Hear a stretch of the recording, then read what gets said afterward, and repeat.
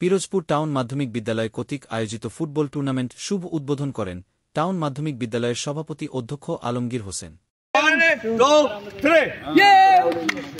সহ নানা বিশেষণে বিশেষায়িত হয়েছে এই স্কুল। আমরা বিশ্বাস করি, আমি স্মরণ করছি আমাদের প্রিয় ক্রীড়া শিক্ষক জনাব আব্দুল আজিজ স্যারকে। আমি স্মরণ করছি যিনি এখনো বেঁচে আছেন, আমাদের প্রিয় শিক্ষক, যিনি ফুটবল এবং ক্রীড়াঙ্গনে অত্যন্ত মেধাবী মানুষ ছিলেন, জনাব আব্দুল মান্নান স্যারকে।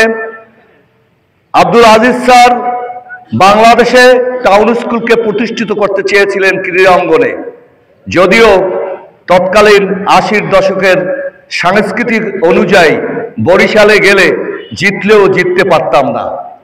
বিভিন্ন সময় তৎকালীন খেলাধুলার সংস্কৃতি অনুযায়ী বিভাগীয় হেডকোয়ার্টারের সেই সমস্ত বন্ধুরা আমাদের ট্রফি, সাঁতার, লং জাম্প, হাই জাম্প, দৌড়, সাইকেলিং, এই সব জায়গায় আমার এখানে পিরোজপুরের একজন ক্রীড়া ব্যক্তিত্ব রয়েছেন মির্জা জহুরুল হক, তারাও কিন্তু সরকারি স্কুলের ছাত্র হলেও আজিজ স্যারের কেয়ার অফে তারা কিন্তু বরিশাল, ঢাকায় অবস্থান করতেন।